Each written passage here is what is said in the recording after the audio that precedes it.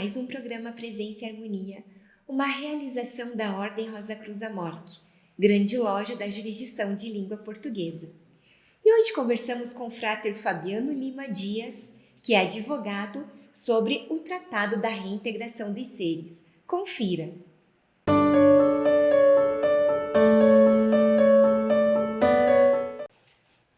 Frater Fabiano, bem-vindo ao programa Presença e Harmonia. Muito obrigada por aceitar o nosso convite. Eu que agradeço, Sora.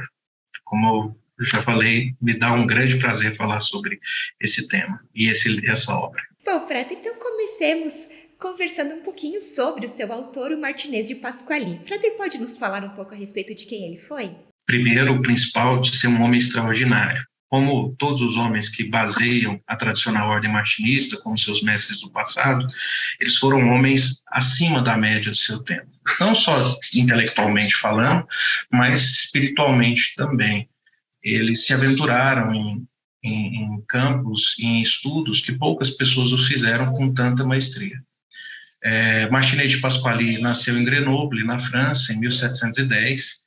Ele foi militar durante parte da sua vida e, na época, isso dava aos estudiosos um certo tempo para poder se dedicar aos seus próprios estudos.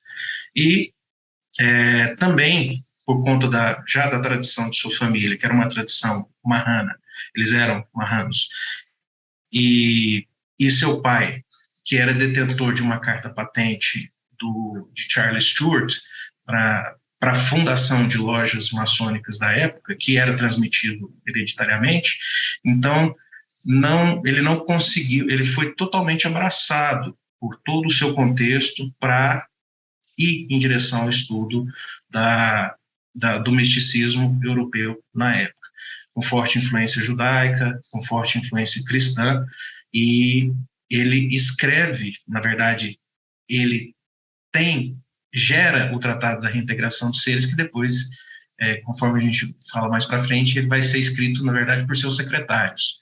Mas essa base, essa vivência dele foi muito importante. Influência do seu pai, da sua família, da França de 1710, que estava ali com muitas iniciativas esotéricas ao mesmo tempo acontecendo, nascendo e se desenvolvendo. E Martinez de Pasqually, então, funda a Ordem dos Cavaleiros Maçons Sacerdotes Eleitos do Universo, os Elos Cohen. Esse nome bem grande, ele tem ali uma iniciativa, então, de trazer mestres maçons escolhidos por ele, foram muito poucos os escolhidos, para a realização de estudos superiores, estudos bem difíceis e práticas bem difíceis, mas práticas teúrgicas bem difíceis. Nessa construção, no meio dessa construção é que ele dita para os seus secretários, principalmente para o Louis de Saint-Martin, que foi quem compilou de maneira mais adequada e o maior texto, o Tratado da Reintegração dos Seres, e depois ele vem a falecer em 24 de setembro de 1774, no Caribe, onde ele foi simplesmente tentar receber uma herança de família. E, Frater, o tratado, logo no seu início, ele é dedicado aos homens de desejo. O Frater pode dizer para nós quem seriam eles? Falando aos Rosacruzes, é muito fácil a gente fazer associação com o termo buscador, que tanto é utilizado pela nossa ordem. Desde lá do domínio da vida, que a gente coloca para aquele homem, aquela mulher que busca conhecimento para poder ter controle sobre os aspectos que a princípio seriam incontroláveis. No caso do martinismo e do martinezismo, tem um ponto a mais, um ponto teórico a mais, que é a utilização do conceito da reintegração. A ideia de se conhecer a cosmogonia de Martinez de Pasqually e qual o caminho, pelo menos o caminho geral a ser percorrido para o retorno a esse estado de glória que teríamos antes da queda, seria, então, a base desse homem de desejo. Esse homem, essa mulher de desejo, então, eles trabalhariam para trilhar esse caminho da reintegração. E qual que é o tema, agora sim, principal do Tratado da Reintegração dos Seres? Principal é a própria reintegração. mais baseada na cosmogonia descrita por Martinez de Pasquali. Aí, nesse ponto, é preciso lembrar e escrever para os nossos fratres sorores que o Tratado da Reintegração dos Seres é uma obra escrita sobre o conceito de Midrash. É um Midrash judaico-cristão que, bem a grosso modo, seria você trabalhar histórias, conceitos, lendas já existentes, inserindo passagens, outras histórias e outros elementos que você conseguisse colocá-los de forma a traduzir determinados conceitos complicados de um sentido esotérico. Aqui, na verdade, então, essa cosmogonia de Martinez de Pasquali, ela foi pensada necessariamente para transmitir para o leitor a ideia da queda e da necessidade de se retornar a esse estado glorioso inicial. E que nós temos essa condição, e que foi dada para a gente. Há elementos suficientes para que nós trabalhemos pela reintegração. Com Martinez de Pasquali, muito fundado na teurgia, mas com Saint-Martin, muito mais pela chamada via cardíaca. E você pode explicar para a gente o personagem Adão Cadmon, que se ele representava um homem? Adão Cadmon, na verdade, é a representação de toda a humanidade.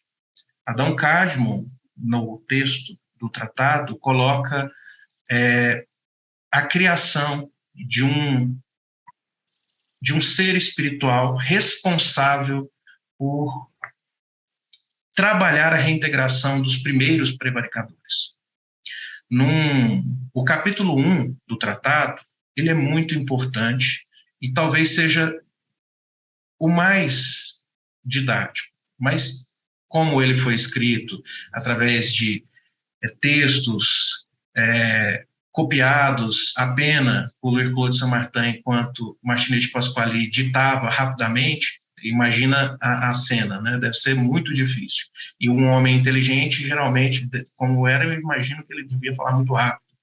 Então, você tem ali essa criação, uma prevaricação dos primeiros espíritos emanados, a queda desses espíritos, a criação de um segundo elemento, de um segundo espírito, a emanação de um segundo espírito, o próprio Adão Cadmon, que veio ajudar a trabalhar nessa reintegração, e, em seguida, a sua própria queda. Então, os primeiros a reintegrarem, nós vamos ter que fazer ou nos reintegrarmos ou as duas coisas ao mesmo tempo. A nossa própria reintegração, como uma parte particular, que eu imagino, ela também servirá por si só como uma força que atuará na reintegração dos primeiros. Mas Adão Cadmon é o homem e a mulher. E na queda dele, ele se dividiu. O que era uno, e a princípio mais puro, mais próximo do ser divino, se fragmenta com a ação prevaricadora de Adão Cadmon. E aí surge o homem, a mulher, a dúvida, o que Adão Cadmon tinha contato direto com o ser divino para que determinadas dúvidas não surgissem. Hoje o homem, num conceito até martinezista de ser pensador e ser pensativo, nós deixamos de ser pensador e passamos a ser pensativos. Nós estamos sob forte influência das más ideias, vamos resumir assim, e dos maus espíritos, ao invés de a gente estar sendo totalmente influenciado por esses bons espíritos que estariam à nossa disposição para esse trabalho. Mas devemos esclarecer que, com todo texto, toda obra mística, ela é uma obra alegórica, e não vem tentar aqui se opor a nenhuma tradição religiosa. Pelo contrário, é um midrash, e como todo midrash, é um acréscimo e a inserção de conhecimentos, de teorias pessoais de Martinez de Pasquali dentro de um texto já existente, sendo que esse texto era a Bíblia cristã, tanto os seus livros canônicos, quanto alguns livros, imagino que seria possível, né, que alguns livros não canônicos, não escolhidos, alguns livros apócrifos também fossem comentados por Martinez de Pasquali durante o descrever da sua obra. E, Frater, já logo no início da obra, a gente também tem a referência ao quadro universal. O senhor pode nos explicar, né, o que é ele, a sua importância na obra? É a tentativa de Martinez de Pasquali de trazer uma visualização a esse complexo de coisas que ele narra.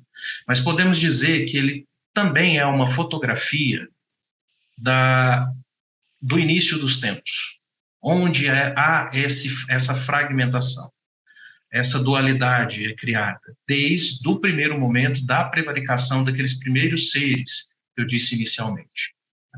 E estudar o próprio quadro universal é algo tão fundamental para o martinista e o martinezista, porque ele deve entender que no quadro existem informações que não deu tempo de Martinez de Pasquali explicar com a continuação do seu Midrash. O Midrash, o Tratado da Reintegração de Seres, se propunha, num primeiro momento, a fazer esse Midrash de todos esses livros, né? Todos esses livros da Bíblia cristã.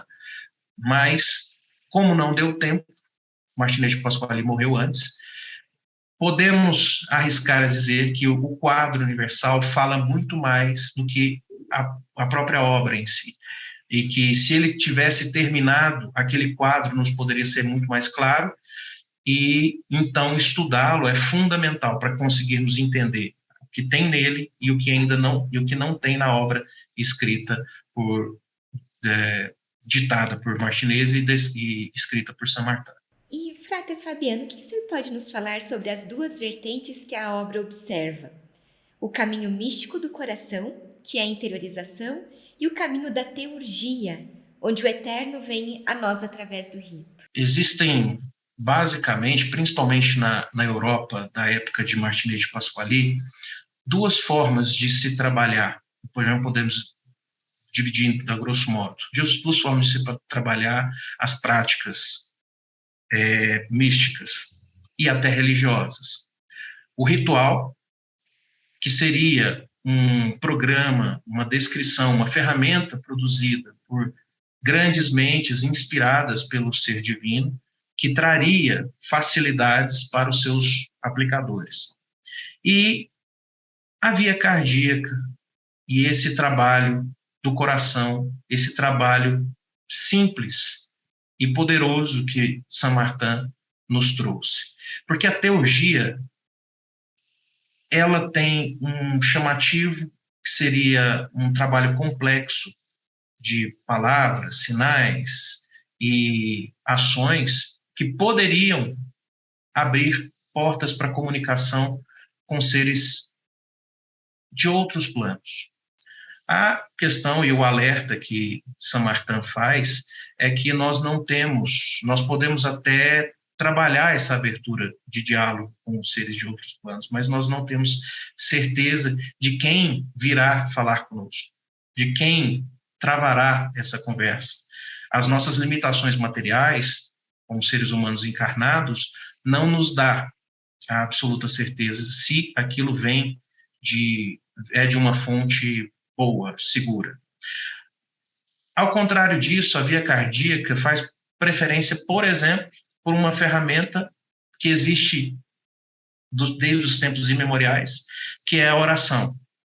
A oração é um diálogo que a princípio pode ser entendido como um monólogo, mas que não é no fundo, onde o buscador, o trabalhador, ele põe do seu coração, isoladamente de preferência, tudo aquilo que deseja, tudo aquilo que o aflige, tudo aquilo que ele queira agradecer, mas com toda a sinceridade, sem a necessidade de se apresentar a ninguém, sem a necessidade de cumprir normas sociais, ali, fechado, no seu oratório, no seu quarto, dentro da sua casa, na sua igreja. A oração, essa ferramenta poderosa, então, nos dá esse trabalho duplo, de trabalhar o nosso próprio intelecto e a nossa psique sempre em direção ao que é bom, e o fato de poder atingir a todas as pessoas do mundo. nem todos são capazes de praticar a teurgia hoje. Nós temos a necessidade de um preparo intelectual, a necessidade de preparo material para se fazer isso, mas a oração, qualquer ser humano pode praticar a oração, e aqui a oração como exemplo dessa via cardíaca, né? Então, qualquer ser humano, através do seu desejo, do seu coração, pode fazer esse trabalho, e pode se aproximar, e pode caminhar rumo à reintegração. Robert Amador, ele coloca uma diferença própria, que eu acho muito interessante, que o trabalho da reintegração, ele passa pelo trabalho da sua regeneração. Então, o ser humano individualmente se regenera, e a oração tem um poder incrível sobre isso, a meditação tem um poder incrível sobre isso, e, ao mesmo tempo, ele trabalha para essa reintegração. E detalhe, a reintegração, ela vai acontecer de uma vez só. A regeneração vai seguir o tempo e o caminho de cada um. Mas a reintegração, assim como o Adão Cadmo era um só e se fragmentou, então a reintegração ela não vai ocorrer de forma parcelada. Ou todos nós nos reintegramos, mesmo as pessoas que mais estejam abraçadas ao materialismo, às confusões do mundo, ou não nos reintegraremos. Mas o caminho é certo. A questão é o tempo. Então, a regeneração é o primeiro passo, é um dos passos que vai ter que fazer para a reintegração. E essa via cardíaca de Saint-Martin, ela trouxe essa universalidade que não tem na teurgia. Frater, a minha próxima pergunta, o senhor já deu algumas pinceladas, mas mesmo assim farei. A obra ela foi finalizada por Pasquali, e qual era o objetivo inicial da obra? Como eu já adiantei, a obra não foi finalizada. A obra, acredito que ela teria diversos volumes, pois ela tentava fazer um midrash de todos os livros. E observemos que no tratado eles nem são divididos pelos livros iniciais, Gênesis, não, eles são divididos inclusive os primeiros pelos próprios personagens, Adão, Abel, Caim. Ou seja, Martinez de Pasquali provavelmente escreveria uma obra gigantesca, com muita informação, e que no final ainda precisaria de uma revisão, por conta dessa mecânica que ele utilizou de ditá-la e um secretário escrevê-la. Então, o objetivo era realmente utilizar a história já tão difundida e o conhecimento judaico-cristão contido na Bíblia para poder trazer esses outros elementos martinezistas. E ele o trouxe, de certa forma, mas não ficou completa. Por isso, mais uma vez, a necessidade de se estudar o quadro universal, que talvez seja o resumo que ele conseguiu deixar pronto. Perfeito. E seguindo essa linha, qual que é a importância da obra da reintegração para as ordens místicas atualmente? Hoje, duas grandes ordens místicas estão presentes no mundo, se baseando nos conhecimentos do Tratado da Reintegração de Seres. A maior delas, e aqui meu coração mora, é a tradicional ordem martinista, que conseguiu, através dos seus mestres do passado, né, desde a sua fundação com o Papi, trazer esse conhecimento de uma forma bem mais didática e capaz de nos dar ali grande profusão desse conhecimento no mundo. Lógico, aqui nós temos um primeiro momento da ordem martinista, que foi lá com o Círculo dos Íntimos, com Saint-Martin, e com as iniciações até chegar em Papos ou Papi, que fundou a ordem martinista, e a Tom, hoje, por uma felicidade do cosmos que colocou sobre a tutela da AMORC, consegue trazer da forma mais segura que existe esse conhecimento. Num outro lado, nós temos o chamado regime escocês retificado, que hoje sua principal vertente é feita pelos colégios de grandes priorados retificados do mundo, aqui no Brasil representado pelo grande priorado retificado, que trabalha ainda sobre a égide maçônica, mas e com os ensinamentos mais ali dirigidos por Jean-Baptiste Villermoz. Enquanto a Tom segue uma linha martinista de Louis-Claude Saint-Martin, o regime escocês retificado ele segue uma linha villermozista, vamos dizer assim, para continuar usando essa expressão, sendo que Jean-Baptiste Villermoz e Louis-Claude Saint-Martin foram os dois grandes discípulos de Martinet de Pasquali. E é impossível falar de um sem falar do outro, visto que tanto os rituais do rito escocês retificado, do regime escocês retificado, tiveram a mão direta de Saint-Martin, quando ele morou um ano com Villermoz, como também o martinismo sofre influência direta, como, por exemplo, a obra que é publicada pela própria Mork, que é O Homem-Deus. Então, conhecer todos essas três grandes presenças, essas três grandes almas, que nos daria o verdadeiro caminho que a tradicional ordem martinista coloca. E como Saint-Martin usou o conhecimento inserido no tratado para a criação da Tom? O Círculo dos Íntimos, né, que depois se transformou na tradicional ordem martinista em último momento, ele abraçou, por conta da participação de Louis-Claude Saint-Martin na ordem dos Cavaleiros Elos Cohen, Saint-Martin foi inserido nessa mudança de paradigma. Eu digo isso porque eu comentava com a Soro no início, que antes da gravação, que o Tratado da Reintegração dos Seres fez algo muito, muito fantástico, pessoalmente, a minha pessoa. O tratado conseguiu mudar a maneira como eu vejo não só a criação do universo, mas como eu enxergo a relação do divino com os seres humanos. Com as minhas limitações, e eu já tive esse momento de vislumbrar algo extraordinário, eu imagino que deva ter acontecido com o Louis-Claude Saint-Martin, com o seu intelecto avançado e com a sua alma muito privilegiada, e dentro do seu trabalho místico de oração, de criação, de meditação. Então, o que Saint-Martin utilizou, basicamente, foi a cosmogonia e a teoria da reintegração. Mas ele conseguiu acrescentar, trazendo elementos, inclusive, de outros conhecimentos que estavam sendo produzidos na época, trazendo elementos de Jacob Boehme, seu segundo grande mestre, que ele teve a felicidade de conhecer e a felicidade de conseguir compilar. Então, a tradicional ordem martinista, hoje, podemos dizer com segurança, que ela é a soma de três grandes homens, de três grandes almas: Martinet de Pasquali, Jacob Boehme e o principal, Louis-Claude Saint-Martin, que conseguiu juntar esses dois conhecimentos ao que nós temos o privilégio, durante os nossos estudos, de conhecer. E como essa obra pode auxiliar as pessoas hoje? Que mensagem ela traz para o nosso dia a dia?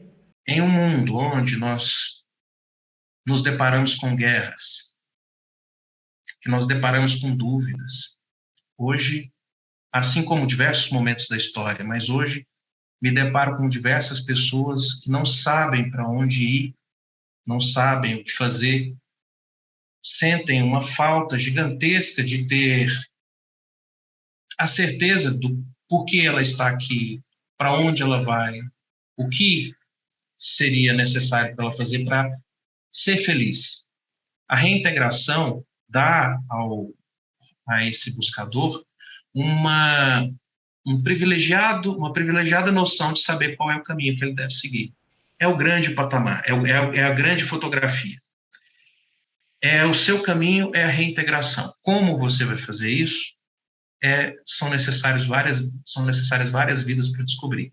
Mas saber que você veio de um ser de luz, que você tinha uma missão importantíssima, uma missão iluminada, e que, pelos defeitos da própria humanidade, ela caiu, isso faz com que você saiba que você vai voltar, tem um caminho para voltar para esse ponto, e que você deve se focar nisso. Que o resto, como o próprio Louis Claude Saint-Martin diz, as distrações que hoje muitas vezes são nossa salvação, do dia a dia do tédio, das loucuras do mundo, são, na verdade, as nossas principais mazelas, pois a distração nos tira o foco exatamente desse caminho, do percurso do caminho da reintegração. Não há tempo, se eu tenho em mente que a reintegração terá que acontecer comigo, eu não posso ser aquele que está atrasando a fila. Eu tenho que ser aquele que talvez puxe o carro, mas que não atrase a fila, já que todos nós vamos ter que chegar lá juntos, de mãos dadas, para essa reintegração. Frater Fabiano, nós agradecemos muito tudo que o Frater hoje trouxe para a gente, que acabou compartilhando conosco nesta entrevista. Muito obrigada. Eu que agradeço, Sora, que a paz profunda esteja com todos nós. Muito obrigada, paz profunda. Aproveito para lembrar do nosso e-mail presençaharmonia@morte.org.br. É muito importante para nós essa via de comunicação que nós temos com você que nos assiste. Agradecemos a participação conosco hoje e até o nosso próximo encontro. Paz profunda.